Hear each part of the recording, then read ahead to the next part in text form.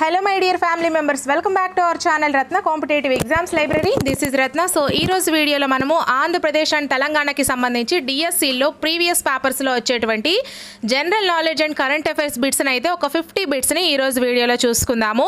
So ee video anedi meeku చాలా useful గా ఉంటుంది. మీరు ఈ వీడియో చూడడం వల్ల మీకు ఎటువంటి కంటెంట్ నెక్స్ట్ మీరు DSC కి నేర్చుకోవాల్సి ఉంటుంది అనేది మీకు ఒక అవగాహన అయితే వస్తుంది. అండ్ చాలా మంది ఇది తెలంగాణ ఏపీ నాని ఒక్కరికి మాత్రమే చెప్పండి అంటే మనకి చాలా తక్కువ టైం ఉంది. సో ఇద్దరికి కలిపి ఏదైతే కంటెంట్ కామన్ గా ఉంటుందో అది మీకు థంబ్నెయిల్ లో మీకు 2 అని పెడతాను లేదా 2 అని పెట్టను. సో ఓన్లీ అది టాపిక్ మాత్రమే పెడతాను. సో అందరూ కూడా చూసుకోండి. ఇన్ కేస్ వేరేగా ఏదైతే స్టేట్స్ ఉంటుందో అండ్ డిస్ట్రిక్ట్స్ ఉంటుందో వాటికి సంబంధించిన ఇన్ఫర్మేషన్ మాత్రం నేను వేరేగా పెడతాను. సో ప్రాబ్లం అయితే లేదు, మీరు అయితే కంగారు పడిపోకండి, నన్ను మాత్రం కంగారు పెట్టించకండి.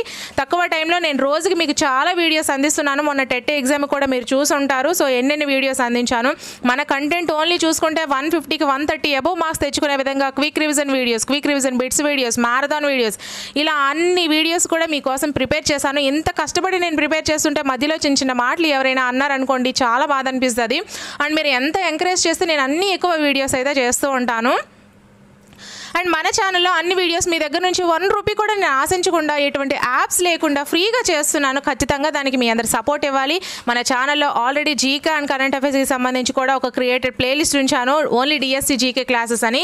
సో ఒకసారి చూడండి. అండ్ మళ్ళీ కొత్తగా కూడా నేను చేస్తూ ఉంటాను. సో అవి కూడా ఫాలో అవ్వండి.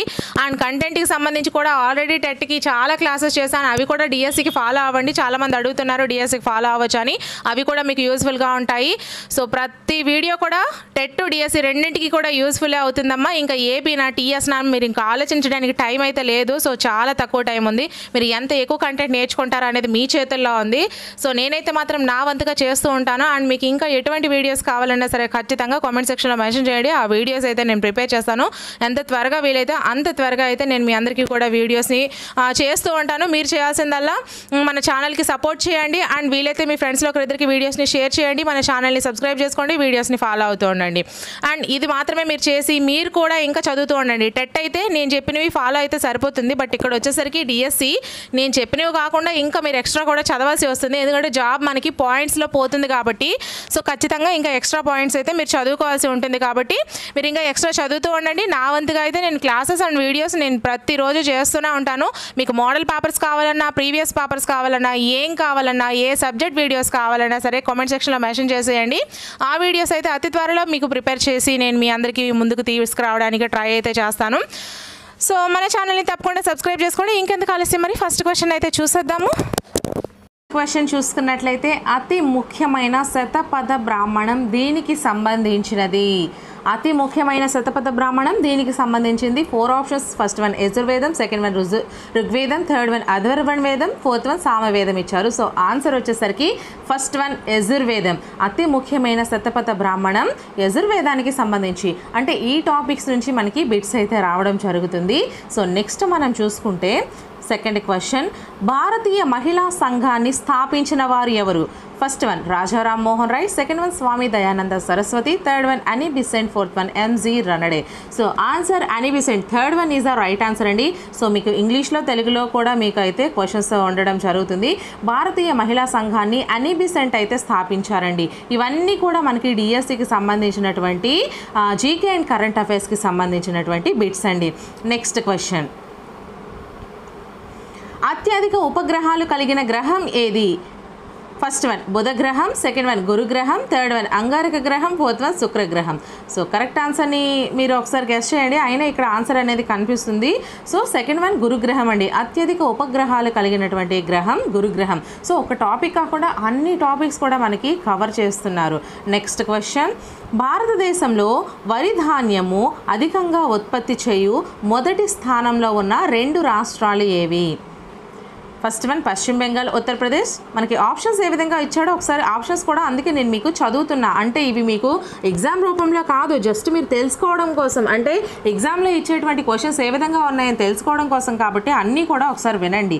Second one Uttar Pradesh, Madhya Pradesh, third one Tamil Nadu, Andhra Pradesh, fourth one Kerala, Karnataka.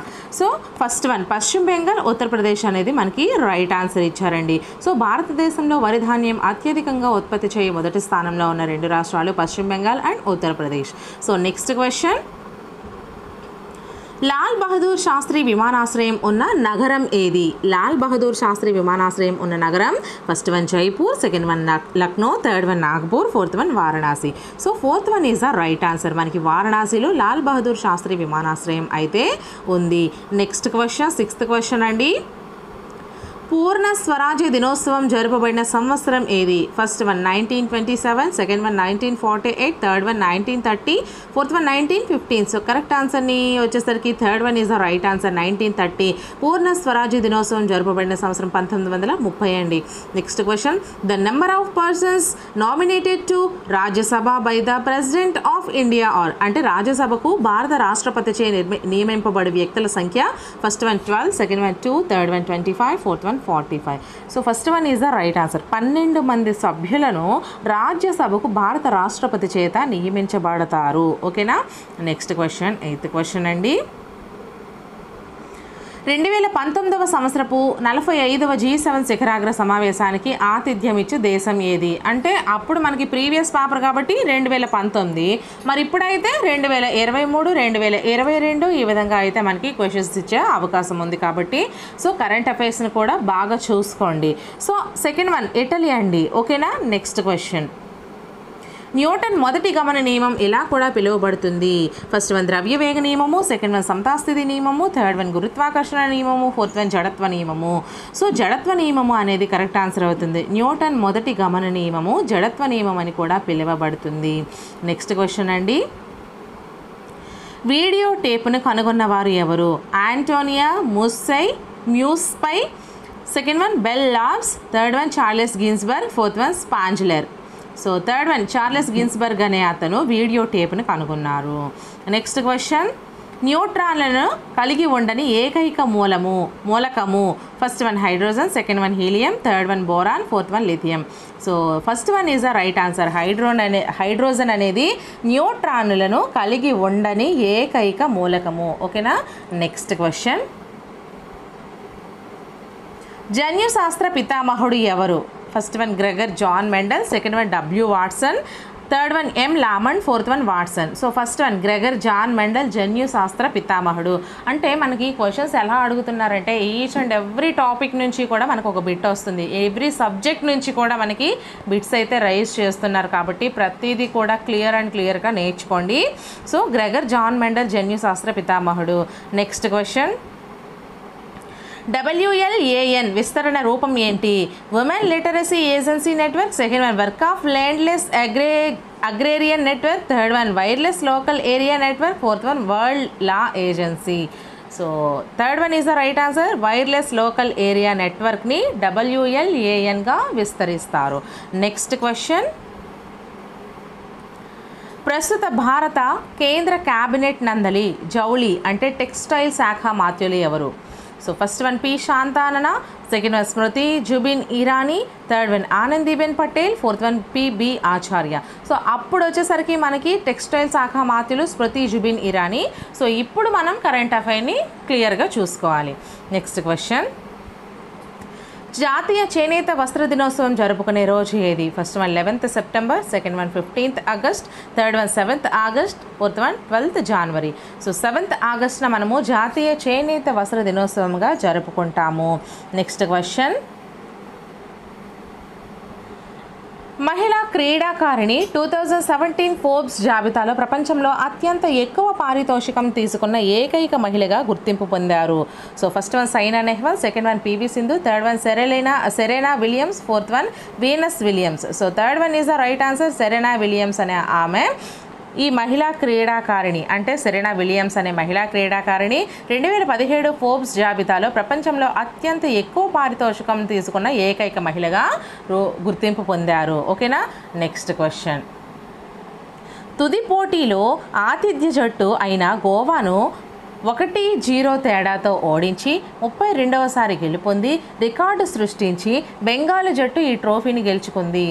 First one Santosh trophy, second one Vijay Hazare trophy, third one Duleep trophy, fourth one Ashes trophy. ఓకేనా. So first one is the right answer అండి. సంతోష్ ట్రోఫీని తుది పోటీలో ఆతిథ్య జట్టు అయిన గోవాను 1-0 తేడాతో ఓడించి 32వసారి గెలుపొంది రికార్డు సృష్టించి బెంగాల్ జట్టు ఈ ట్రోఫీని గెలుచుకుంది. ఓకేనా. నెక్స్ట్ క్వశ్చన్, కాళిదాసు యొక్క మాళవికాగ్నిమిత్రంలోని నాయకుడు ఎవరు? ఫస్ట్ వన్ భగభద్రరాజు, సెకండ్ వన్ అగ్నిమిత్రరాజు, థర్డ్ వన్ వజ్రమిత్రరాజు, ఫోర్త్ వన్ దేవభూతిరాజు. So second one is the right answer అండి. అగ్నిమిత్రరాజు కాళిదాసు యొక్క మాళవికాగ్నిమిత్రంలోని నాయకుడు. నెక్స్ట్ క్వశ్చన్, ప్రపంచంలో లవంగాల ఉత్పత్తిలో ప్రసిద్ధి చెందిన దేశం ఏది? First one India, second one Philippines, third one China, fourth one Indonesia. So Indonesia అనేది కరెక్ట్ ఆన్సర్ అవుతుంది. ప్రపంచంలో లవంగాల ఉత్పత్తిలో ప్రసిద్ధి చెందిన దేశం ఇండోనేషియా. నెక్స్ట్ క్వశ్చన్, ప్రపంచంలో పనికి సమాన వేతనం న్యాయబద్ధం చేసిన మొట్టమొదటి దేశం ఏది? First one USA, second one Iceland, third one Greenland, fourth one New Zealand. So second one is the right answer అండి. ఐస్లాండ్ అనేది ప్రపంచంలో పనికి సమాన వేతనం న్యాయబద్ధం చేసినటువంటి మొట్టమొదటి దేశము. నెక్స్ట్ క్వశ్చన్, వీరి జ్ఞాపకార్థముగా నోబెల్ బహుమతి ప్రదానం చేయబడుతుంది. First one Samuel Nobel, second one Alan Nobel, third one Sam Nobel, fourth one Alfred Nobel. So fourth one is the right answer. Alfred Nobel జ్ఞాపకార్థంగా నోబెల్ బహుమతి ప్రదానం చేయబడుతుంది.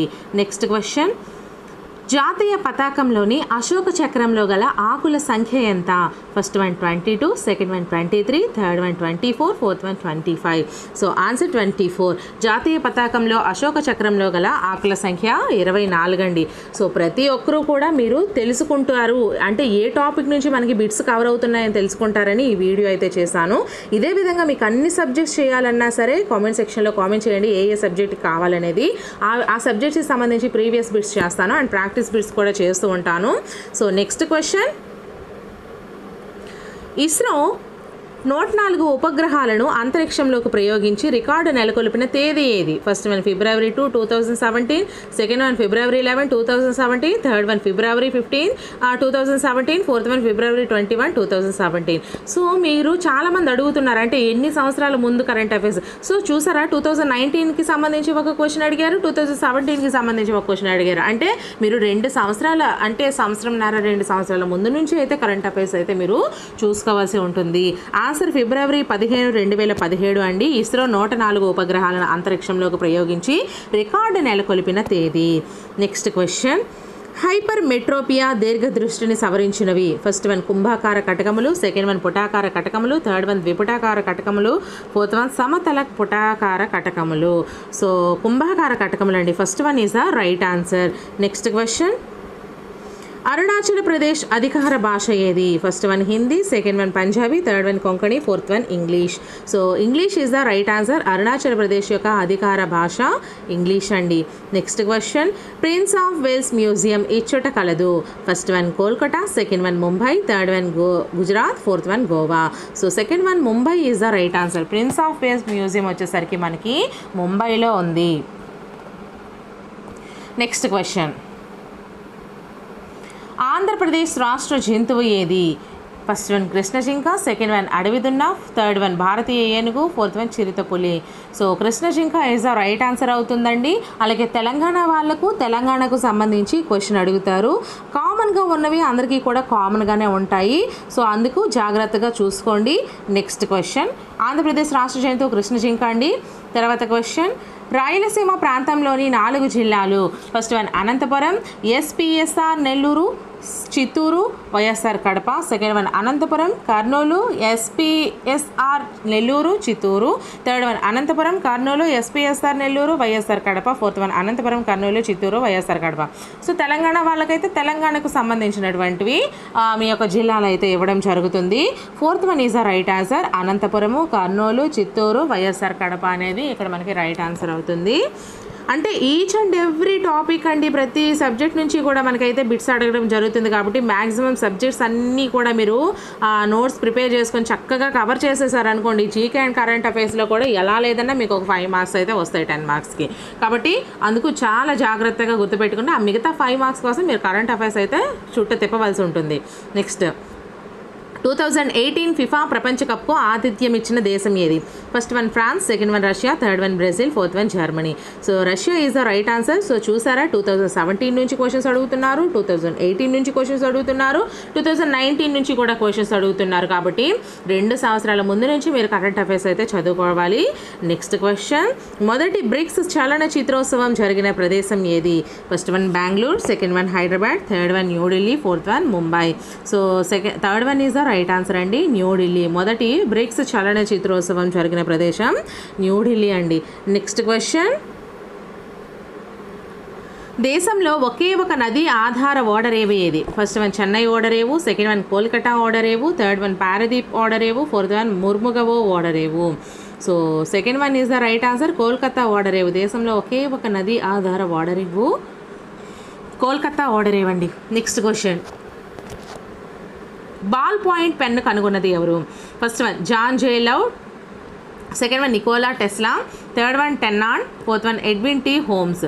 So first one is the right answer అండి, John J Loud అనే ఆయన ball point pen అయితే కనుగొనడం జరిగింది. ఎవరు కనుగొన్నారు? John J Loud. ఓకేనా. నెక్స్ట్ క్వశ్చన్, న్యూమోనియా వల్ల ప్రభావితమయ్యే అవయవం ఏది? ఫస్ట్ వన్ చిన్న ప్రేవులు, సెకండ్ వన్ ఊపిరితిత్తులు, థర్డ్ వన్ మెదడు, ఫోర్త్ వన్ మూత్రపిండాలు. So second one is the right answer, ఊపిరితిత్తులు అండి. న్యూమోనియా వల్ల ప్రభావితమయ్యే అవయవం ఊపిరితిత్తులు. నెక్స్ట్ క్వశ్చన్, కుటుంబ నియంత్రణను అమలుపరిచిన తొలి దేశం ఏది? First one China, second one Australia, third one Nepal, fourth one భారతదేశం. సో కుటుంబ నియంత్రణను అమలుపరిచిన తొలి దేశం భారతదేశం అండి. నెక్స్ట్ క్వశ్చన్, ప్రపంచంలో పొడవైన నది ఏది? First one Brahmaputra, second one Nile, third one Amazon, fourth one Ganga. ప్రపంచంలో పొడవైన నది నైలు నది అండి. ప్రపంచంలోనే పొడవైన నది నైలు నది. Second one is the right answer. Next question, France రాజధాని ఏది? First one Cairo, second one metical, third one peso, fourth one Paris.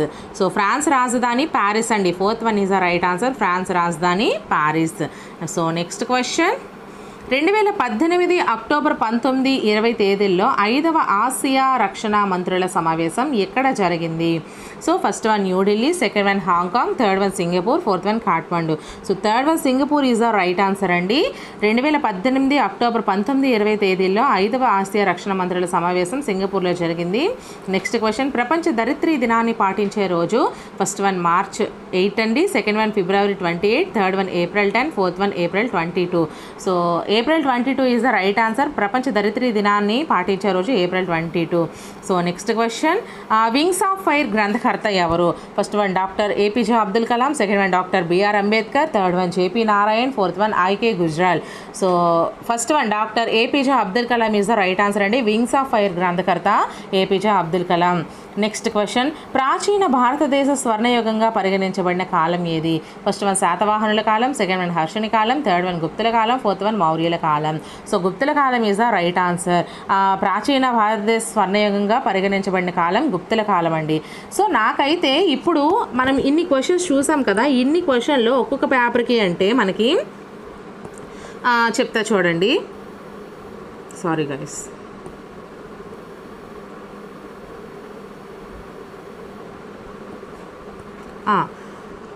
ఒక్కొక్క పేపర్కి మనకి కరెంట్ అఫైర్స్ నుంచి క్వశ్చన్స్ ఒక 3 to 4 క్వశ్చన్స్ అయితే కరెంట్ అఫైర్స్ అంటే ఒక 5 వేసుకోండి, 5 లోపే మనకి కరెంట్ అఫైర్స్ క్వశ్చన్స్ అయితే అడుగుతున్నారు. బట్ మిగతా 15 క్వశ్చన్స్ అంటే మనకి టోటల్గా 20 క్వశ్చన్స్ కదా కరెంట్ అఫైర్స్ అండ్ జీకే కలిపి. So current affairs only 5 questions అడుగుతున్నారండి. మిగతా 15 క్వశ్చన్స్లో కూడా మనకి ఏమేమి అడుగుతున్నారు? జాగ్రఫీ అడుగుతున్నారు, హిస్టరీ అడుగుతున్నారు, ఎకానమీ అడుగుతున్నారు, అండ్ సైన్స్ అండ్ టెక్నాలజీ అడుగుతున్నారు, అండ్ పాలిటీ అడుగుతున్నారు. ఇలా ప్రతి సబ్జెక్ట్ నుంచి కూడా ఒక్కొక్క టాపిక్లో మనం తీసుకుంటే ఒక 10 సబ్జెక్ట్స్ నుంచి 10 క్వశ్చన్స్ తీసేయండి. ఓకేనా. మిగతా 5 క్వశ్చన్స్ వచ్చేసరికి మనకి గ్రంథకర్తల గురించి అడుగుతున్నారు, గ్రంథాల గురించి అడుగుతున్నారు. అలాగే ఇంకో విషయం ఏంటంటే మనకి ఇక్కడ గ్రంథాలు అడిగారు, ఇంకా డేట్స్ అండి. ప్రపంచ అంతర్జాతీయ అంతర్జాతీయ దినోత్సవాలు, జాతీయ దినోత్సవాల గురించి ఇలా మనకి ఒక క్వశ్చన్ అయితే కంపల్సరీ అడుగుతున్నారు. ఇంకా మిగతా క్వశ్చన్స్ కూడా ఇదే విధంగా ఒక్కొక్క టాపిక్ నుంచి కూడా అడగడం అయితే జరిగింది. నేనైతే గుర్తించినవి ఇవి. మీరు ఇంకా గుర్తించిన కామెంట్ సెక్షన్లో కామెంట్ చేయండి. అండ్ అలాగే జీకేకి సంబంధించి కూడా నేను టాపిక్ వైజ్ ఆల్రెడీ మీకు చేస్తున్నాను. అవి బిట్స్ కాదండి, మీకు ఒక క్విక్ రివిజన్ లాగా కూడా ఉపయోగపడతాయి. ఆ జీకే ఆ టాపిక్ ఒకసారి మీరు చదువుకున్నట్లయితే ఈ జీకే కరెంట్ అఫైర్స్ నుంచి డిఎస్సికి సంబంధించి మంచి స్కోర్ అనేది డెఫినెట్లీ సాధిస్తారు మీ అందరూ కూడాను. సో గైస్, అందరికీ కూడా ఆల్ ది బెస్ట్. సో ఈ రోజు వీడియోలో అయితే మనము GK and current affairs questions ఏ విధంగా వస్తున్నాయనేది అన్ని క్వశ్చన్స్ గురించి కూడా తెలుసుకున్నాము. సో వీడియో నచ్చినట్లయితే ఖచ్చితంగా లైక్ చేయండి, మీ ఫ్రెండ్స్కి షేర్ కూడా చేయండి. నేను ఇంతవరకు చేసిన వీడియోస్ అన్నీ కూడా ప్లేలిస్ట్ రూపంలో ఈ వీడియో డిస్క్రిప్షన్లో ప్రొవైడ్ చేస్తున్నాను. అవన్నీ కూడా చక్కగా చదువుకోండి ఎగ్జామ్కి వెళ్ళే ముందు. అండ్ అలాగే మన ఛానల్ని తప్పకుండా సబ్స్క్రైబ్ చేసుకొని మీకు ఇంకా ఎటువంటి వీడియోస్ కావాలన్నా సరే కామెంట్ సెక్షన్లో కామెంట్ చేయండి.